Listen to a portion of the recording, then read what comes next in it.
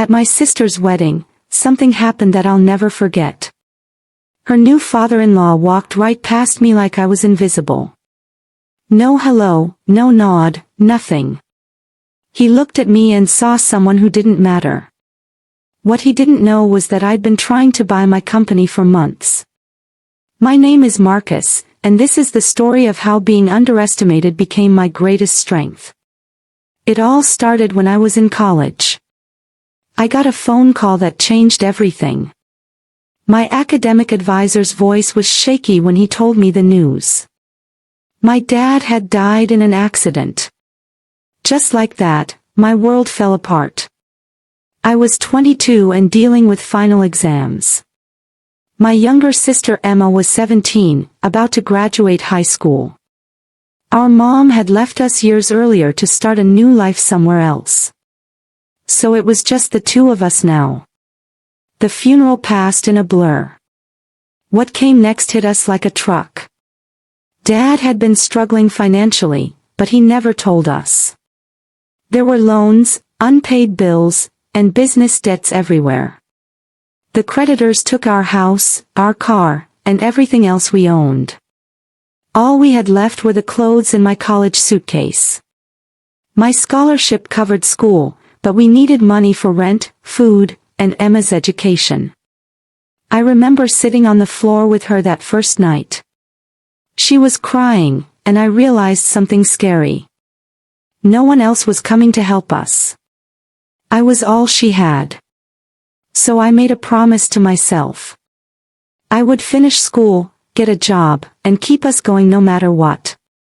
I started working at the campus coffee shop during the day and delivering packages at night. I barely slept 4 hours a night. Some days I went to class still sweating from carrying heavy boxes upstairs. Every dollar I made had to stretch between two people. My girlfriend left me during this time. She was nice about it, but I couldn't give her the attention she deserved. I was always tired, always worried, always working. I let her go because it wasn't fair to either of us. People talk about building character like it's some beautiful process. Mine was built in overdraft fees and late-night bus rides. It was forged when I looked at Emma and knew she deserved a future, even if I had to sacrifice mine to give it to her.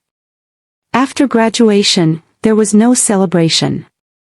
No cap throwing or party photos.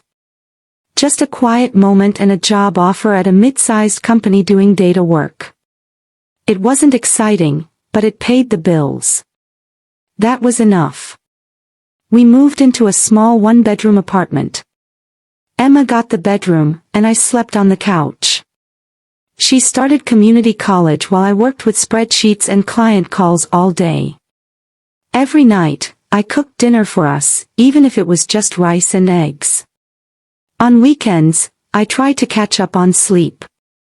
But even during those tough times, I kept learning. I took online courses in marketing, automation, and software systems. I didn't know when opportunity would come, but I wanted to be ready. It came on a rainy Thursday evening. An old classmate named Jake messaged me. He remembered that I was good with business ideas. He and another friend were building a tech tool to help companies automate their back-office work. They needed someone who understood operations and could talk to potential clients. I was nervous about it.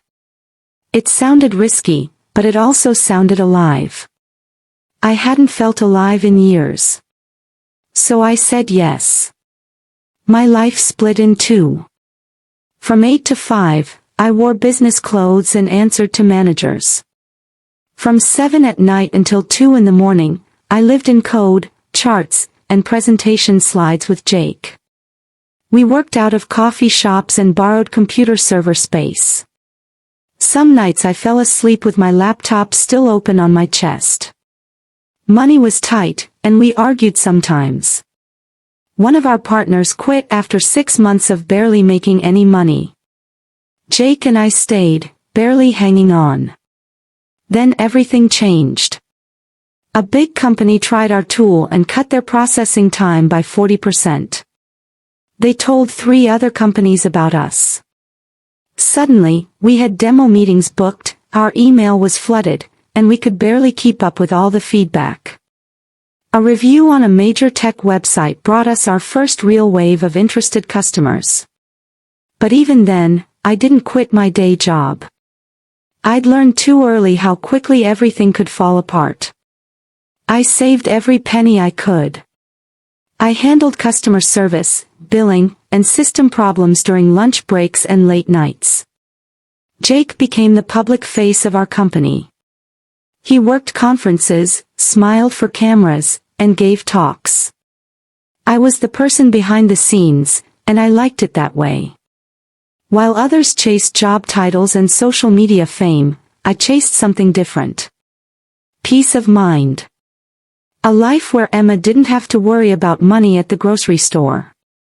A life where her future wasn't limited by what we'd lost. She got into a state university based on her grades. I paid every bill on time. We had savings, health insurance, and appliances that worked. That felt like luxury to me. No one saw how much work it took, and I didn't need them to. But staying quiet and unseen meant that people like Richard Stone could meet me and think I was nobody important. And that was fine with me. I'd rather be underestimated than judged wrongly. But life has a funny way of bringing things full circle, especially when your sister decides to get married. It was a Tuesday night when Emma called. I had just collapsed on the couch, still in my work clothes, eating cold leftover pasta from the container. She sounded excited but also nervous. "Marcus," she said, "I have something to tell you." I thought it was about school. Maybe a project or an internship. I didn't expect what came next. "I'm getting married." My fork stopped halfway to my mouth. "You're what?" "To David," she said quickly. "We've been together seriously for a while, but I didn't tell you because I didn't know how." I blinked hard. I'd met David once briefly, but Emma had never mentioned anything serious about him. "Emma, married? That's huge. Are you sure about this?" She laughed nervously.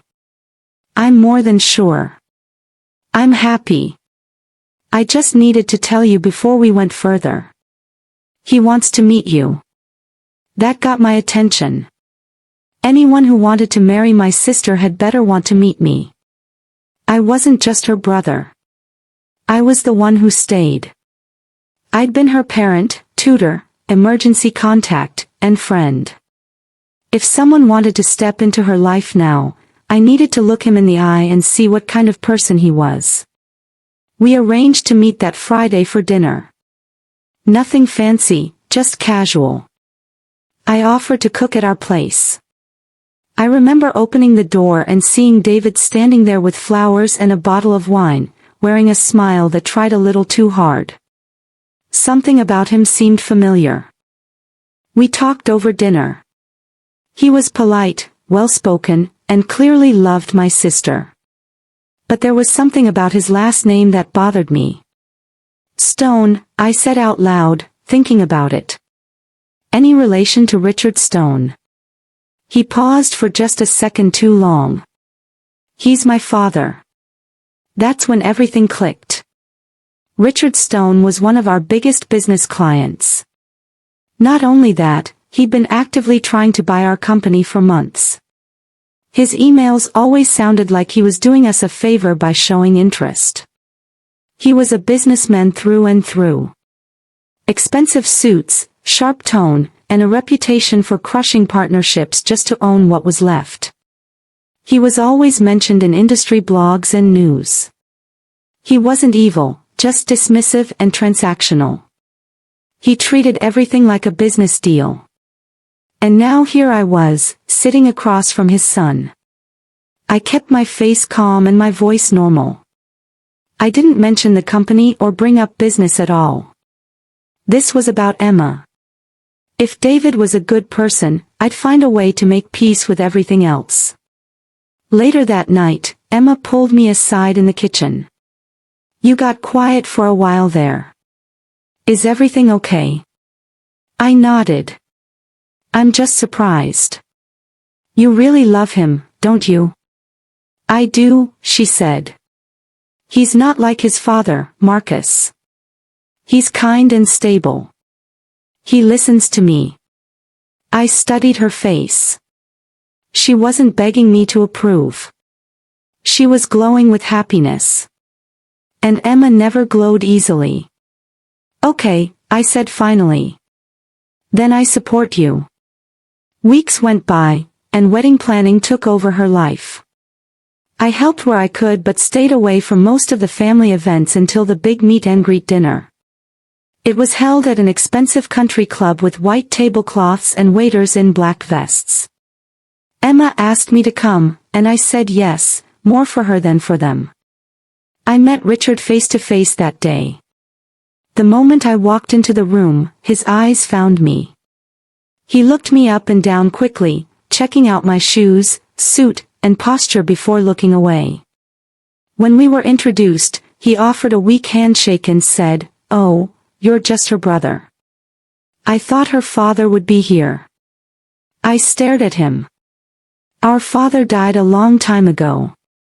He gave the shortest nod possible before moving on to talk to someone else. Then came the question I knew was coming. What kind of work do you do? There it was. That business instinct, trying to figure out if I was worth his time. I work in corporate, I said. It was true, in a way. He didn't hide his lack of interest. Didn't even try. And that was fine. I didn't come there to impress him. But part of me, a small part one usually kept buried, whispered, "You're going to regret that attitude." I told Jake about what happened later that night. He just laughed and said, "Life has a weird sense of humor." The weeks flew by, and soon it was wedding day. Emma looked absolutely beautiful. The kind of beauty that didn't just come from the dress or makeup. It came from knowing you were loved and loving someone back without fear.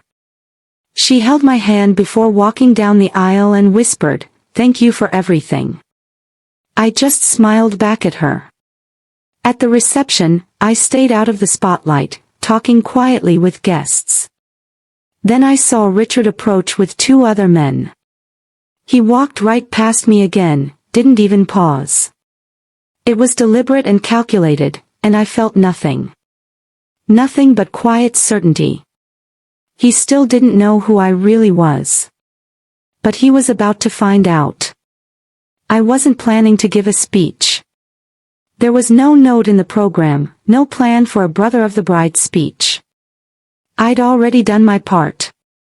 I walked Emma down the aisle, stood tall in family photos, and raised my glass during toasts.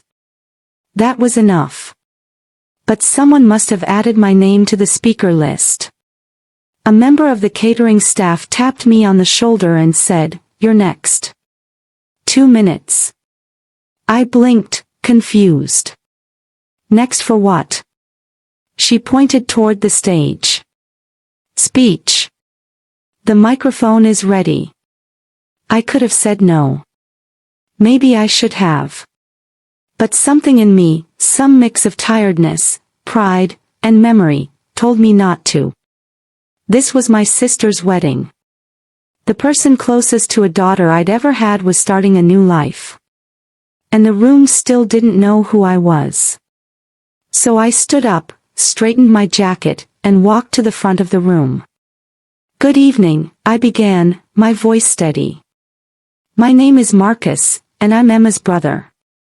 That got their attention. But I wasn't just her brother growing up, I continued. After our father died unexpectedly, I became her guardian. I was 22. She was 17. We had no other family to help us. The room shifted. People put down their glasses and stopped eating. I was finishing college when it happened, and I couldn't afford to fall apart. Not when she needed food, shelter, and education money. So I worked day shifts, night shifts, and weekends. I slept less than I should admit. I lost friends. I lost someone I cared about. I glanced at Emma. She was already crying. But we made it, I said softly. She made it because she's brilliant and brave and has a heart that forgave me for the times I wasn't enough. A quiet murmur moved through the crowd. Even Richard across the room had turned to face me. I also want to mention this, I added, my voice getting a bit stronger. During those years, while trying to survive, I helped build a startup. A software platform. Some of you might even use it in your businesses. That line hit harder than I expected. I saw heads turn and guests exchange glances. My business partner Jake, over there, joined me on a leap of faith. We started with borrowed code and broken laptops. Now we support some of the biggest companies in the country. I let that hang in the air for a moment. I share this because it's part of our story. The same story that led me to this room, this day, this moment. I turned toward Emma and David. I'm proud of both of you. You found something rare. Trust, partnership, and joy. And I'm honored to stand here and say you're ready for this. With that, I stepped away from the microphone, nodded at the applauding room, and started walking back to my table. But I didn't get far. Richard Stone intercepted me like a shadow coming out of the wall. He extended his hand with a tight smile. Marcus, wasn't it? That was quite a speech. I shook his hand, firm but not eager. Thank you. You're the co-founder of TechFlow Solutions. I nodded. Yes. That company you've been trying to buy. His smile wavered just a fraction. I had no idea, he admitted. Why didn't you say anything when we first met? I held his gaze. Because I wanted you to see who I was when you thought I was nobody. He didn't reply. Didn't need to. I gave him a polite smile. Enjoy the evening, Mr. Stone. Then I walked past him back to Jake, who raised an eyebrow but said nothing. We clinked glasses, and the tension dissolved. The rest of the night was smooth and joyful. Emma danced like a woman free of old worries. David was gracious and kind. Richard stayed polite and civil. But something in his eyes had changed. Less arrogance, more calculation. That was fine because I hadn't said anything untrue, and I hadn't said everything either. We never sold our company to Richard Stone. Not out of spite or revenge. Not even because of how he treated me. The truth is, his offers looked good on paper. But I've learned to look beyond numbers. His interest wasn't built on mutual respect. It was built on the assumption that everything and everyone has a price. And I don't do business with people who only learn your worth after they read your resume. So Jake and I stayed independent. We grew with purpose and intention. We didn't need a buyout. We needed space to grow on our own terms. Ironically, Stone Industries still uses our platform. His employees submit support tickets through the same system as everyone else. We respond quickly and professionally. Always polite, never personal. Strictly business. David never brought up the business connection. He respects boundaries, and more importantly, he respects Emma. Over time, we've built something close to real trust. I don't hold his last name against him. He's not his father. He never was. Emma is thriving now. She has real peace in her life. She teaches, gardens, and volunteers on weekends. And she smiles in a way she didn't when we were younger, when everything felt like it might fall apart any second. That smile is what I fought for. That's the return on my investment in all those years of struggle. Sometimes people still assume I'm just the quiet guy in the background. Unremarkable and forgettable. And I let them think that because I know the truth. The people who dismiss you when you're silent are the same ones who will scramble to respect you once someone announces your achievements. But by then, their respect means nothing. True respect shows up when no one's watching. It's not a reaction to success. It's a choice to treat people well regardless of their status. Richard's biggest mistake wasn't underestimating me. It was assuming that being unseen meant being unimportant. But I've never needed the spotlight or recognition. All I needed was to know that my sister would be okay. And now she is. That's more than enough for me. If there's one thing this whole journey has taught me, it's this: you don't rise by being loud or forcing people to notice you. You rise by standing firm in who you are. Quietly, steadily, and with dignity. When people finally notice, let it be on your terms, not theirs. Because at the end of the day, what matters most isn't who applauds your success. It's who you protected and loved while no one was watching.